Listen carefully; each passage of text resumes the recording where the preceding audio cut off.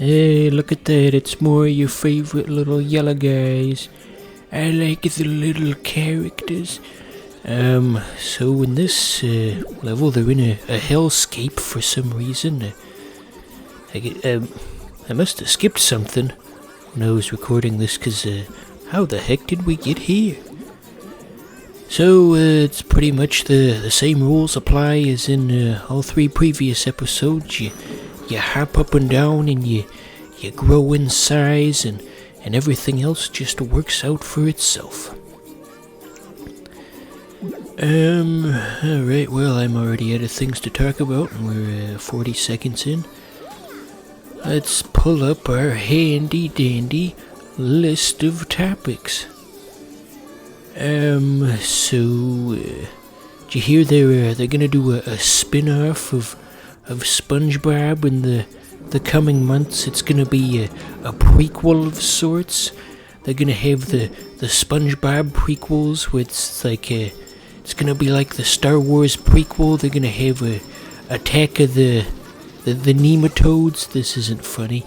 Anyway, but yeah, SpongeBob prequel. It's being called Camp Coral, and he's gonna be like the kid version of SpongeBob, even though SpongeBob was already a kid in the show, I think. And he's at a summer camp, and I think all the other characters are kids too. Even though that doesn't quite make sense. I think it's quite clear in the regular show that SpongeBob's supposed to be a lot younger than, let's say, Squidward or Mr. Krabs, but it seems like the show's gonna have all the characters be the same age relatively. Having a kid version of Mr. Krabs is gonna be odd, even though they've done that before in the flashbacks. Get out of here. Yeah. I like how when the little guys bite on you, they look like little shoes almost, or even gloves, depending on how your character is angled. Gah, it's the spooky hand. It's like something from Limbo. I knew a guy who let me borrow his copy of Limbo, well, rather it was the triple pack of Explosion Man, Limbo, and Trials HD, and in exchange, he could let him borrow my copy of Civilization Revolution, and I never got it back. And so I guess in exchange, he never got his thing back either, so I guess that makes us even. I asked him what he did with my copy, and he said he sold it to GameStop, so that's kind of scummy. I mean, I could always just buy another copy of Civilization Revolution, but it's the principle, you know?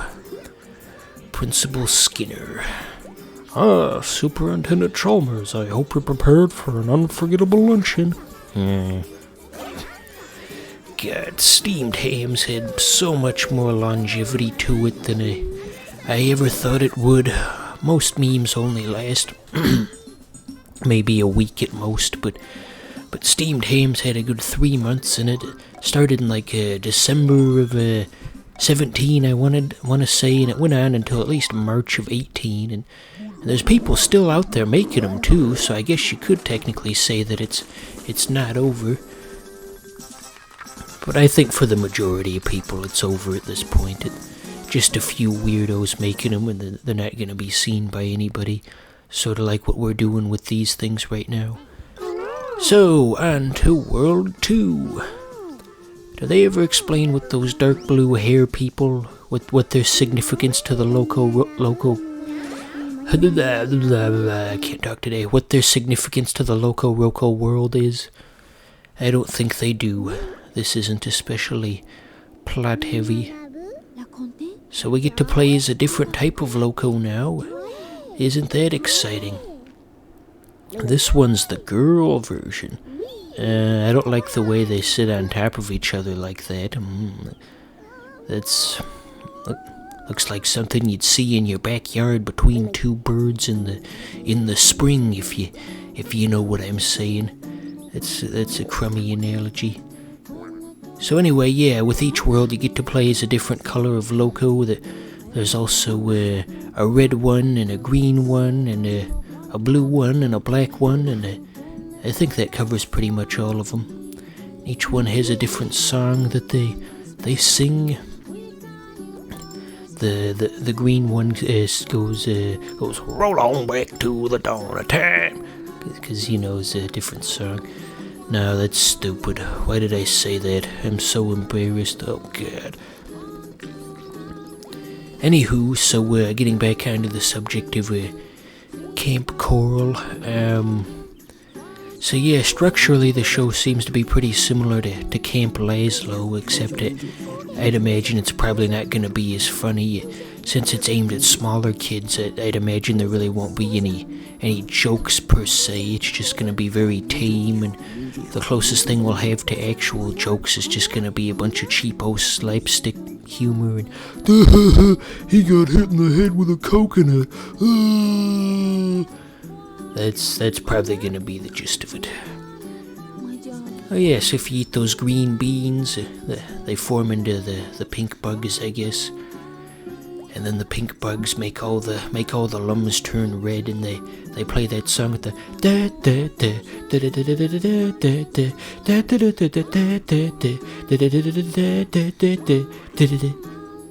That's the wrong game. Look at that, I discovered a secret.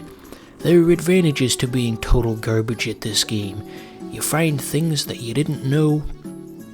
Well, you find things that a skilled player likely would not have discovered. It's too high up for me to actually get there, though. The difficulty really ramps up in this world for some reason. Gee, as soon as you start playing as the female character, suddenly the difficulty really spikes. Is that some kind of feminist message from the developers saying that women have it so hard in life, and that's what they're implying? I think I might be reading into this a bit too much. Am I gonna get in trouble for saying that? That sounds like something that could get me in trouble someday. Oh well, it's probably fine. So I don't think the pink bugs actually increase your number of locos. I think only the orange ones do. I used to think if you got a lot of pinks that would do it, but I'm starting to think otherwise now. Gosh, that flower sure is high up. Oh wait, are we even going the right way? I've lost track. Oh no, I'm lost. Oops, well, that's the end of that. No more LocoRoco. I guess this is gonna have to be the last episode. We can just start over for now, though. So anywho, yeah, Camp Laszlo was a top quality program. I always liked Edward. He was the cranky asshole. I can relate. He was always so frustrated with everyone's stupid bullshit, and made me think of myself at school. Oops. Well, that one went even worse than it did the previous one. I probably mentioned this before, but when the characters turn grey and misshapen when they get damaged, are they just turning into rocks, or is that some kind of mangled, shriveled up maybe I shouldn't finish this thought. That's too weird. Anyway, but yeah, school was a lonely experience for me. Growing as I've become an adult and heard stories from other people and their school experiences, I started to realize that I didn't quite have the normal experience. Okay, we're gonna have to do a brief editing cut right here, because this took a really long time, and there we go. Anyway, so I didn't have a 100% normal experience, because I was the only kid of my kind, essentially, and I always thought there was just something wrong with me. And then as I grew older and heard stories, I realized that there are other kids like me. There just weren't any at my school necessarily, and I feel like I missed out on an opportunity. Ooh, this guy's gonna reward us with something, I assume. A loco house party? Yep. There you go. Anyway, so I'd hear things like, people would tell stories with, there'd be a group of weirdos at school who would reenact Final Fantasy, and they'd stand there making their weird arm motions and pretending to be the characters, and I was one of those types of kids at school, but the thing is, I was the only one. I would have killed to have other people my own age who would have been into that as well, but there wasn't anyone. They were just into football. gosh, it was all so lonely. I just thought I was some kind of spaz or something, 'cause I'd run around the parking lot pretending to be Pokemon, and no one else would do that. But it wasn't just me. There were others out there. Things could have been different. Ah, jeez. Well, it's silver lining. I can at least get on that oh, never mind. Okay, well, I guess we're just gonna skip that segment. Gosh, this is just embarrassing. I am just the worst at this. How embarrassing. Anywho, I don't think we've got enough jump height to actually get into that wind stream. There we go. Wasn't easy, but we got there. Don't thank me. It's my job. Remember that skit on the Amanda Show where they had that character, The Boost, and he was just like a tall man who would lift you into the air so you could reach things, and his catchphrase was, "Don't thank me, it's my job." I haven't seen the Amanda Show in such a long time. It probably has something to do with the fact that it hasn't been on TV in almost 20 years. I mean, I'm sure it's out there on the internet somewhere, but I don't really care enough to actually go out and find it. That was a different time. Yeah, it's kind of hard to get through this segment because you gotta make each and every one of your individual guys climb the little stairs. Yeah, that's a bit tricky. We did alright though.